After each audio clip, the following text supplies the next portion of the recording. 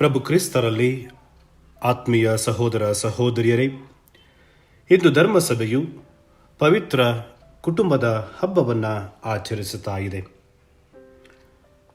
ಪ್ರಿಯರೇ, ಪರಸ್ಪರ ಪ್ರೀತಿ ವಿಶ್ವಾಸಗಳ ಮೇಲೆ ಸ್ಥಾಪನೆಗೊಂಡ ಒಂದು ಸಾಮಾಜಿಕ ವ್ಯವಸ್ಥೆ ಕುಟುಂಬ.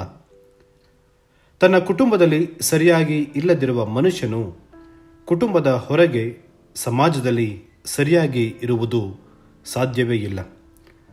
ಮಾಳಿಗೆ ಇಲ್ಲದಿರುವ ಮನೆ ಇರಬಹುದು, ಆದರೆ ಪ್ರೀತಿ ಜವಾಬ್ದಾರಿ ಇಲ್ಲದಿರುವ ಮನೆಯನ್ನು ಊಹಿಸಿಕೊಳ್ಳುವುದಕ್ಕೂ ಸಾಧ್ಯವಿಲ್ಲ. ಇಂದು ನಮ್ಮ ಕುಟುಂಬಗಳ ಕುರಿತು ಆತ್ಮಶೋಧನೆ ಮಾಡಿಕೊಳ್ಳುವ ದಿನವಿದು.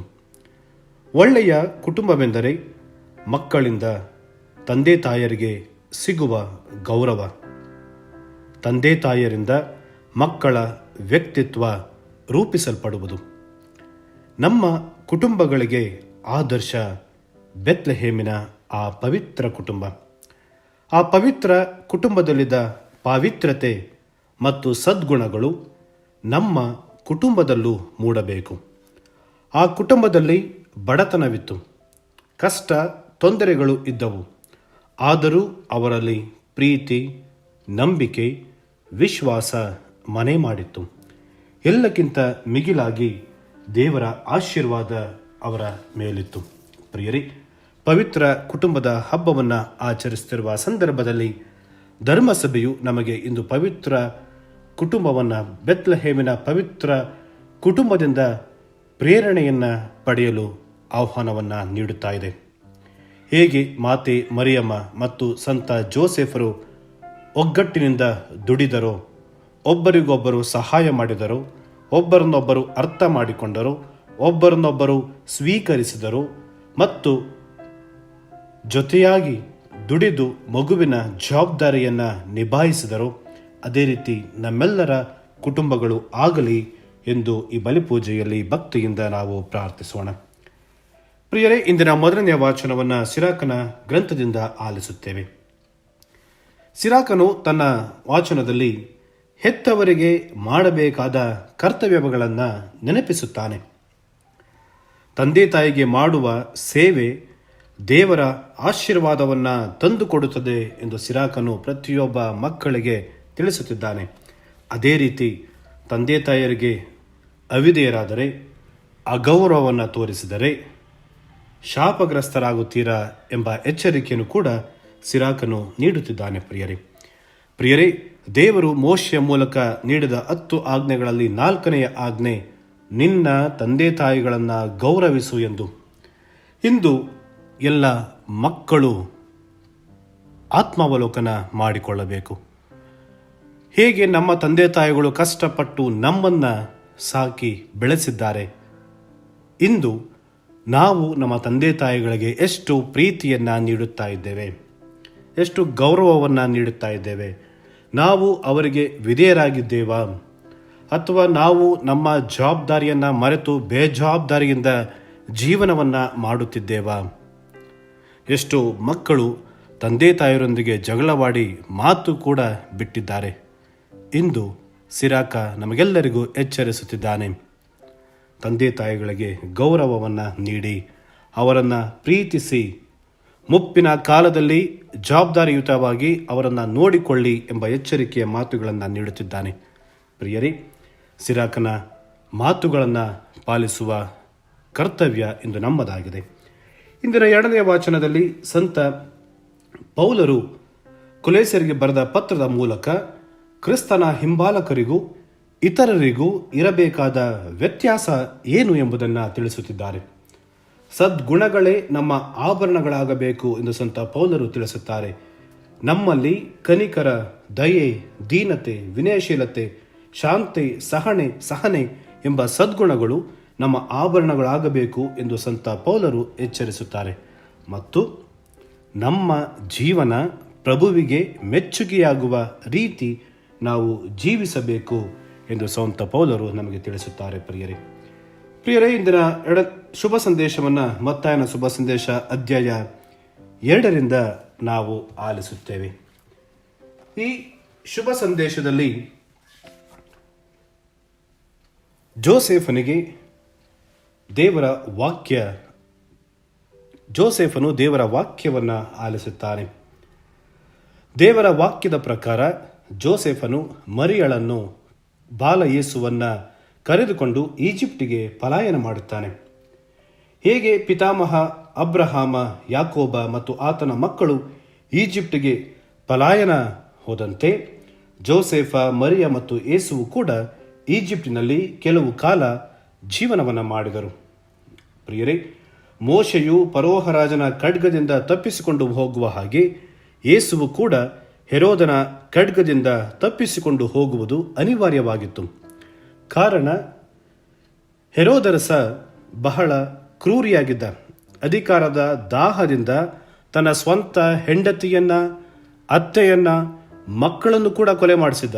ಅಲೆಕ್ಸಾಂಡರ್, ಅರಿಸ್ತೋಬುಲಸ್ ಎಂಬ ಮಕ್ಕಳನ್ನು ಹೆರೋದರಸ ಕೊಲೆ ಮಾಡಿಸಿದ ಕಾರಣ ಎಲ್ಲಿ ತನ್ನ ಮಕ್ಕಳೇ ಆತನ ಸಿಂಹಾಸನವನ್ನು ಕಿತ್ತುಕೊಳ್ಳುತ್ತಾರೋ ಎಂಬ ಅಧಿಕಾರ ದಾಹದಿಂದ ಮಕ್ಕಳನ್ನು ಕೊಲೆ ಮಾಡಿದ ಹೆರೋದರಸ ಯಾವಾಗ ಯೆಹೂದ್ಯರ ಅರಸ ಜನಿಸಿದ್ದಾನೆ ಎಂದು ತಿಳಿಯುತ್ತಾನೋ ಮತ್ತು ಜ್ಯೋತಿಷಗಳಿಂದ ತನಗೆ ಮೋಸವಾಗಿದೆ ಎಂದು ತಿಳಿಯುತ್ತಾನೋ, ಹೆರೋದರಸ ಎಲ್ಲ ಗಂಡು ಮಕ್ಕಳನ್ನು, 2 ವಯಸ್ಸಿಗೆ ಕಡಿಮೆ ಪಟ್ಟ ಎಲ್ಲ ಗಂಡು ಮಕ್ಕಳನ್ನು ಕೊಲೆ ಮಾಡಲು ಮುಂದಾಗುತ್ತಾನೆ. ಹಾಗಾಗಿ ಜೋಸೆಫ್ ಯೇಸುವನ್ನು, ಮಾತೆ ಮರಿಯಳನ್ನು ಕರೆದುಕೊಂಡು ಈಜಿಪ್ಟಿಗೆ ಪಲಾಯನ ಮಾಡುತ್ತಾರೆ. ಹೆರೋದ ಸಾಯುವ ತನಕ ಅವರು ಅಲ್ಲಿಯೇ ಜೀವನವನ್ನು ಮಾಡುತ್ತಾರೆ.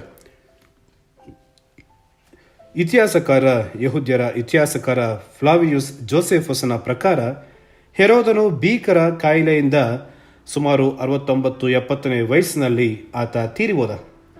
ಹೆರೋದನು ಸತ್ತ ನಂತರ ಆತನು ಆಳುತ್ತಿದ್ದ ರಾಜ್ಯ ತನ್ನ 3 ಮಕ್ಕಳಾದ ಅರ್ಕೆಲಾಸ್, ಆಂಟಿಪಾಸ್ ಮತ್ತು ಫಿಲಿಪ್ ಮಧ್ಯೆ ಹಂಚಿಹೋಯಿತು.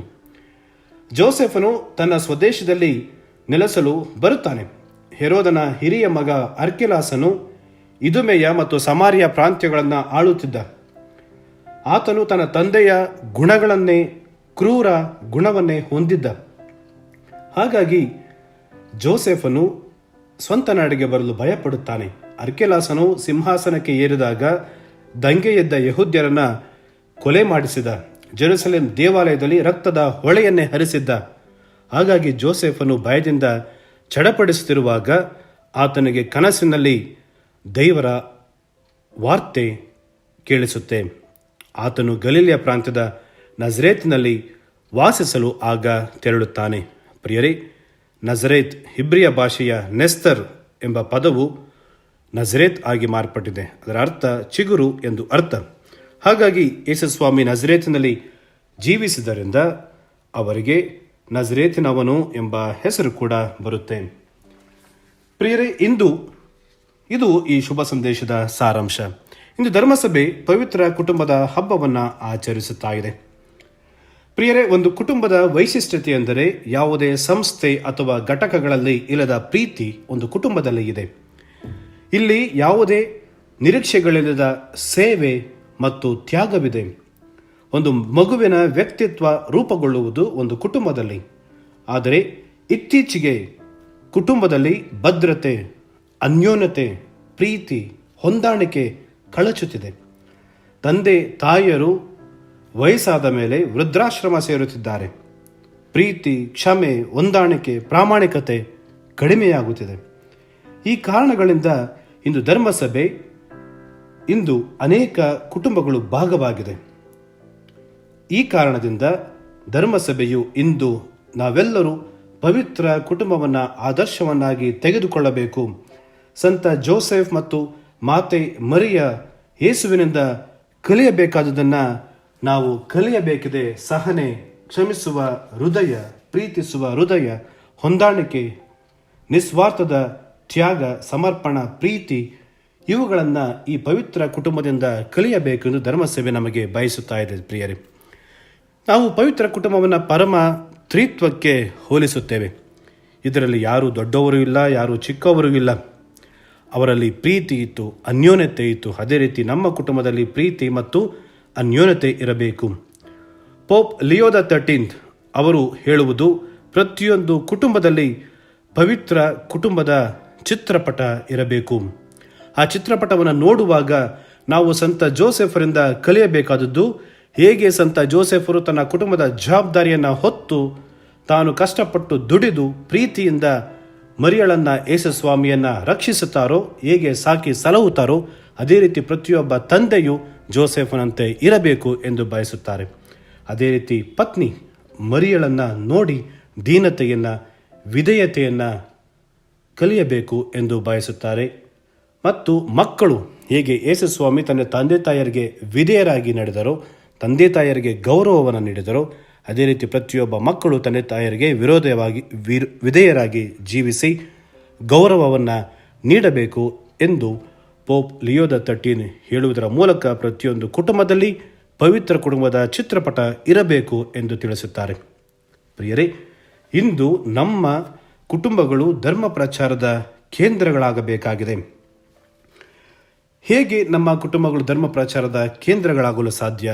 ಯಾವಾಗ ನಾವು ಶುಭ ಸಂದೇಶವನ್ನು ಪಾಲಿಸುತ್ತೇವೋ, ಈ ಆದರ್ಶ ಕುಟುಂಬವನ್ನು ನಮ್ಮ ಜೀವನದಲ್ಲಿ ಅಳವಡಿಸಿಕೊಳ್ಳುತ್ತೇವೋ, ಆವಾಗ ನಮ್ಮ ಕುಟುಂಬಗಳು ಧರ್ಮ ಪ್ರಚಾರದ ಕೇಂದ್ರಗಳಾಗುತ್ತೆ. ಪ್ರಿಯರೇ, ಒಮ್ಮೆ ಮದುವೆಗೆ ಹೋಗಿದ್ದ ಒಬ್ಬ ಸುಪ್ರೀಂ ಕೋರ್ಟ್ ಜಡ್ಜ್ ನವವಧುವರರಿಗೆ ಈ ಒಂದು ಸಲಹೆಯನ್ನು ನೀಡುತ್ತಾರೆ. ನೋಡಿ, ನಿಮ್ಮ ಕುಟುಂಬಗಳು ಒಂದು ಕೋರ್ಟ್ ಕಚೇರಿಯಾಗಬಾರದು, ಬದಲಾಗಿ ನಿಮ್ಮ ಕುಟುಂಬಗಳು ಒಂದು ಕನ್ಫೆಷನಲ್ ಆಗಬೇಕು ಎಂದು. ಯಾವಾಗ ನಮ್ಮ ಕುಟುಂಬಗಳು ಕನ್ಫೆಷನಲ್ ಆಗುತ್ತೋ ಅಲ್ಲಿ ನಾವು ನಮ್ಮ ತಪ್ಪುಗಳನ್ನು ಒಪ್ಪಿಕೊಳ್ಳುತ್ತೇವೆ, ನಾವು ನಮ್ಮ ತಪ್ಪುಗಳಿಗೆ ಕ್ಷಮೆಯನ್ನು ಯಾಚಿಸುತ್ತೇವೆ. ಆದರೆ ಕೋರ್ಟ್ ಆದರೆ ಅಲ್ಲಿ ವಾದ ವಿವಾದ ನಡೆಯುತ್ತೆ, ನಾವು ನಮ್ಮನ್ನೇ ಸಮರ್ಥಿಸಿಕೊಳ್ಳಲು ಪ್ರಯತ್ನಿಸುತ್ತೇವೆ, ಪರರ ಮೇಲೆ ಆರೋಪವನ್ನು ಮಾಡುತ್ತೇವೆ. ಹಾಗಾಗಬಾರದು. ನಿಮ್ಮ ಕುಟುಂಬಗಳು ಕೋರ್ಟ್ ಆಗಬಾರದು, ಬದಲಾಗಿ ಪಾಪ ನಿವೇದನೆಯ ಸ್ಥಳಗಳು ಆಗಬೇಕು ಎಂದು ಆ ಜಡ್ಜ್ ಆ ನವವಧುವರರಿಗೆ ಸಲಹೆಯನ್ನು ನೀಡಿದರಂತೆ. ಪ್ರಿಯರೇ, ಹಾಗಾಗಿ ನಮ್ಮ ಕುಟುಂಬಗಳು ಕೂಡ ಇಂದು ಪಾಪ ನಿವೇದನೆಯ ಸ್ಥಳಗಳಾಗಬೇಕು. ಮತ್ತು ನಮ್ಮ ಕುಟುಂಬಗಳಲ್ಲಿ ಹಿರಿಯರಿಗೆ ಗೌರವವನ್ನು ಕೊಡುವುದನ್ನು ನಾವು ಕಲಿಯಬೇಕಿದೆ. ಪ್ರಿಯರೇ, ವಯಸ್ಸಾದ ತಂದೆ ತಾಯಿಗಳನ್ನು ನಾವು ಪ್ರೀತಿಯಿಂದ ಸಾಕಿ ಸಲಹಬೇಕಾಗಿದೆ. ಹಾಗಾಗಿ ಇಂದು ಈ ಬಲಿಪೂಜೆಯಲ್ಲಿ ಭಕ್ತಿಯಿಂದ ಪ್ರಾರ್ಥಿಸೋಣ. ನಮ್ಮ ಕುಟುಂಬಗಳು ಆದರ್ಶ ಕುಟುಂಬಗಳಾಗಲಿ. ಒಂದು ಮಾತಿದೆ, ಆಚಾರವಂತ ಮನೆಯೇ ದೇವಾಲಯ ಎಂದು. ಒಂದು ಕುಟುಂಬ ಕಿರು ಧರ್ಮಸಭೆ ಇದ್ದಂತೆ. ಹಾಗಾಗಿ ನಮ್ಮ ಕುಟುಂಬಗಳು ಇಂದು ಪವಿತ್ರ ಕುಟುಂಬಗಳಾಗಲಿ. ಆ ಕುಟುಂಬದ ಮೂಲಕ ನಾವು ಕ್ರಿಸ್ತನ ಸಂದೇಶವನ್ನು ಪರರಲ್ಲಿ ಹಂಚಲು ಬೇಕಾದ ಅನುಗ್ರಹಕ್ಕಾಗಿ ಈ ಬಲಿಪೂಜೆಯಲ್ಲಿ ಪ್ರಾರ್ಥಿಸೋಣ. ಪ್ರಿಯರೇ, ಈ ಚಾನೆಲ್ ಅನ್ನು ಸಬ್ಸ್ಕ್ರೈಬ್ ಮಾಡಿ ಪ್ರತಿದಿನ ದೇವರ ವಾಕ್ಯವನ್ನು ಆಲಿಸುತ್ತಾ ಅದನ್ನು ಇತರರೊಂದಿಗೆ ಹಂಚಿಕೊಳ್ಳಲು ನಮಗೆ ನೆರವಾಗಿರಿ. ಧನ್ಯವಾದಗಳು.